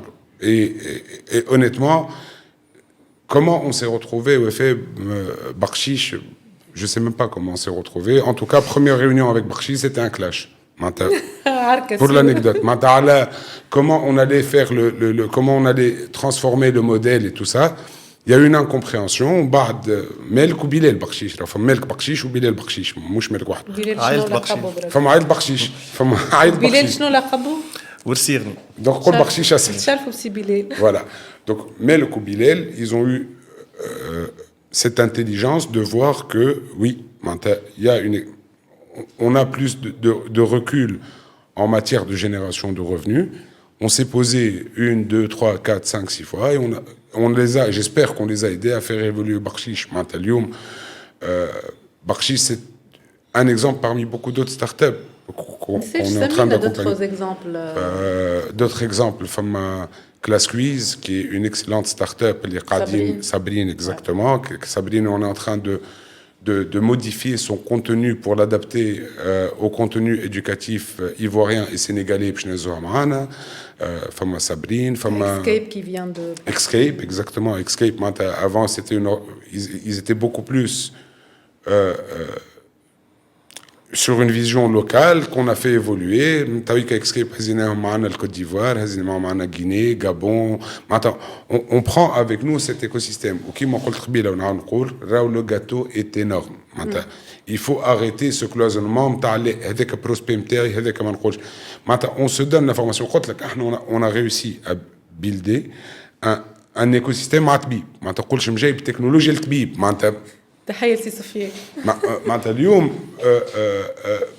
il y a une complémentarité, je pense que c'est Wafé tout à l'heure qui a parlé de complémentarité, il y a une complémentarité dans tout. Donc, comment tu vois les prochaines étapes par rapport à tout cet écosystème que vous êtes en train de construire ensemble? Wallahi, honnêtement, on est Inch'Allah sur la bonne voie. Maintenant, on va dire qu'on est sur la bonne voie. Maintenant, comment je vois l'écosystème? Normalement, on devrait tous réussir. Et l'avantage, quand on est en écosystème, comme tu l'as dit, Wafé, c'est que les autres sont là pour le relever, pour le redresser. Alors que le relever, l'argent, mais c'est des choses qui aident. Même nous, chez Eclectic, on s'est pris des murs. Des murs en béton armé. Et là où l'écosystème, justement, ou les startups qui nous ont accompagnés, on aurait peut-être abandonné. Mais non, c'est ça. C'est ça l'avantage de l'écosystème. Mais la prochaine étape, c'est... La prochaine étape, c'est continuer à foncer dans le mur jusqu'à ce qu'il se brise.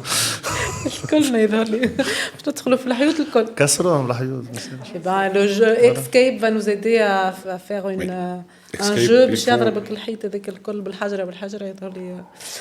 ou Bakshish, par exemple.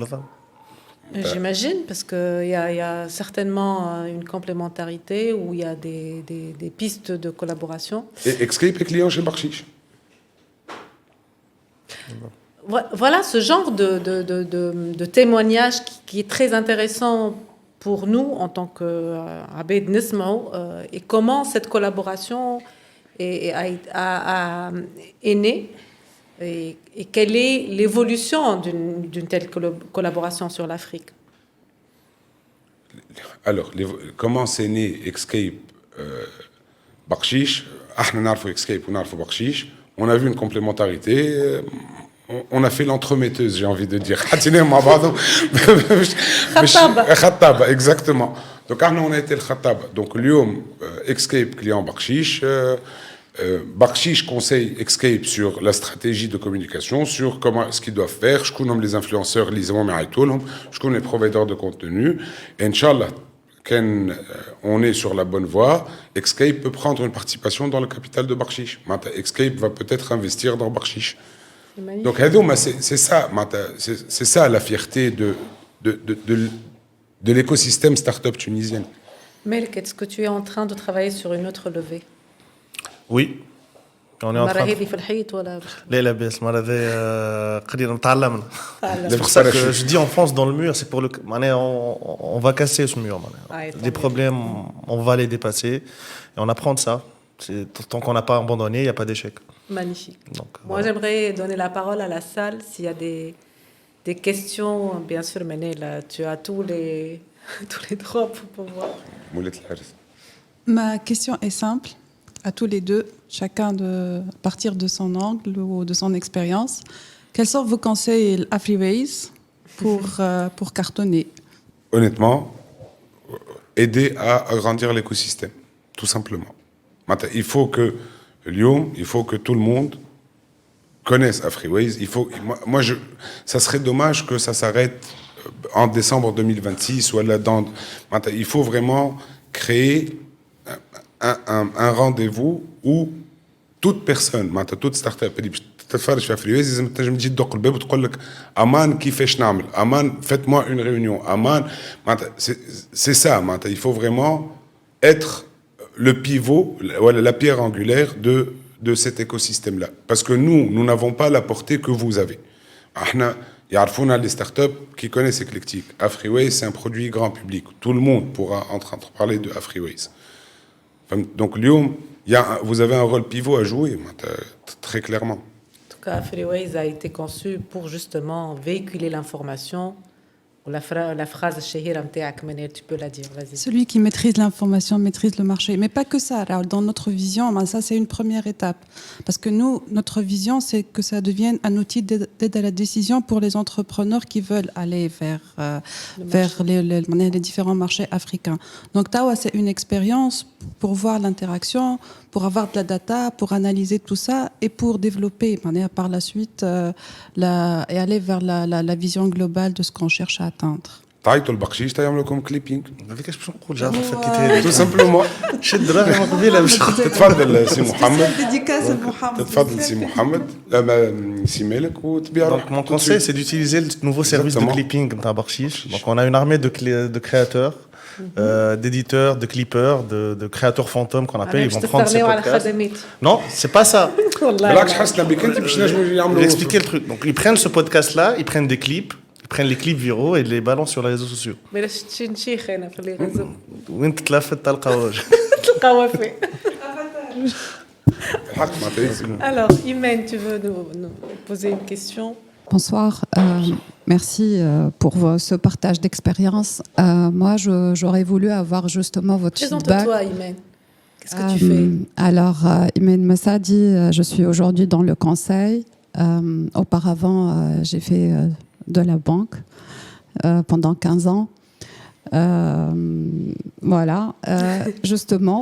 C'est intéressant de le dire parce que je sais qu'il y aura des connexions certainement avec tout cet écosystème-là. Ce que tu connais sur les banques aujourd'hui est très important, surtout que tu as dirigé le volet marketing au sein de différentes banques. Donc je pense que l'expertise que tu as est très importante pour tout cet écosystème-là, même pour aller vers l'Afrique. Et je sais que tu travailles sur l'Afrique. Justement, votre retour d'expérience par rapport à l'accompagnement des banques. On en a parlé tout à l'heure, on s'est dit que c'est peut-être le point négatif dans tout cet écosystème. Il n'y a pas aujourd'hui réellement une vraie volonté peut-être d'accompagner les startups dans leur internationalisation vers l'Afrique. Quel serait le conseil que vous donneriez aux banques pour peut-être institutionnaliser une offre ou professionnaliser une approche pour accompagner les startups? Bien entendu, avec Nzeda, on peut aller vers quelles sont vos contraintes par rapport aux régulateurs aujourd'hui. Le débat. Aujourd'hui, Qawif a commencé avec un projet peut-être pilote d'accompagner une banque à institutionnaliser le métier de conseiller à l'international. On voudrait justement développer davantage ce qu'on peut faire, ce qu'on peut développer dans l'offre bancaire pour mieux vous accompagner. عندك بقشيش. عندك. صعيبة الجملة هذه. لا تحب نعطيوها لك بالعربي؟ والله كان نجاوب تخرجني من تقول لي أنا جو نو سوي ني l'Afrique ني أنا خرجت من تونس جملة معناتها حتى من تونس خرجت. والله أنا avant de parler de cadre légal, de cadre bancaire pour aider les startups à partir à l'international. خليهم في تونس. Il y a un cadre légal pour aider les startups en Tunisie. Aujourd'hui, quand une startup va demander de l'argent à une banque pour un projet, qu'est-ce que tu as à donner en hypothèque? La banque demande une garantie réelle à un jeune de 25 ans qui n'a que son projet. نجيبوا انفستور من البار يتبلوك. Exactement. المسرح ما تعطيوناش فلوس، عطيونا فلوسنا. هي المطلوب. علاش انا رجعتكم الريغولاتور شويه خاطر كان الريغولاتور زاد هو يحط لك ساند بوكس ويحط لك des initiatives ومن بعد on les accompagne pas avec des ratios auprès des banques. C'est en ça que نرجع à chaque fois le régulateur. C'est pour ça que je vous ai dit مثال خلينا positif. Qu'est-ce que vous demanderiez aujourd'hui, que ce soit aux régulateurs ou à les banques, de mettre en place en Tunisie et pour l'internationalisation? J'ai un virement pour une start-up qui m'a Barshish avec un business angel qui a cru au projet de Barshish au Barcelone Flous pour qu'il puisse s'internationaliser voilà, pour pouvoir se développer même en local. Le Banque centrale, et le monsieur réclame son argent après. On demande que de l'argent qui a été envoyé arrive sur un compte. C'est les ABC du bancaire. 9 mois, mais 9 mois, oui. On a perdu un investissement.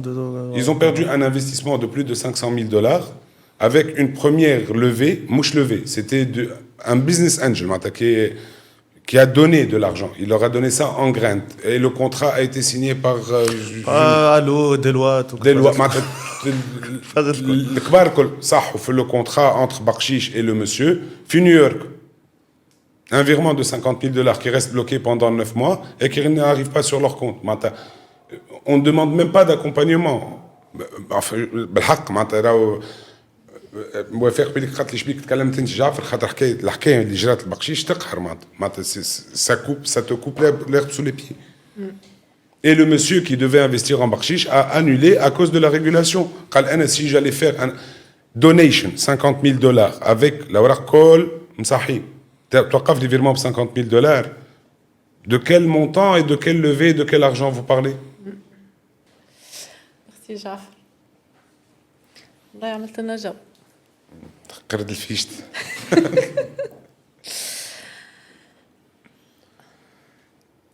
Ce n'était qu'un premier regard, une première conversation sur un sujet aussi vaste que prometteur, les marchés africains et celles et ceux qui rêvent d'y entreprendre. Mais l'aventure ne fait que commencer.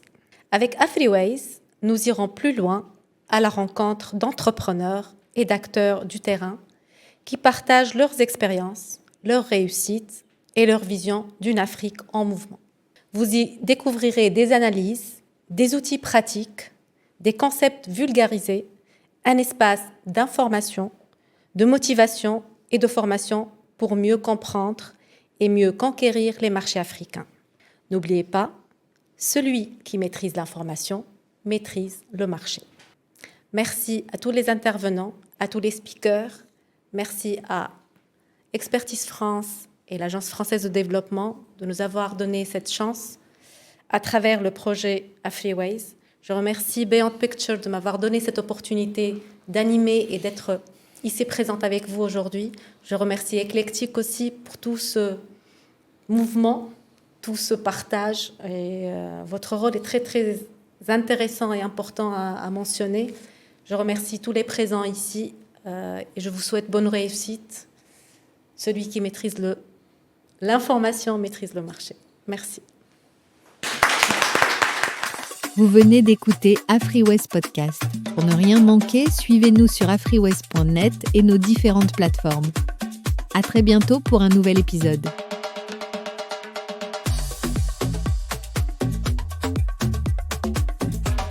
Afriways, lighting the ways for African markets.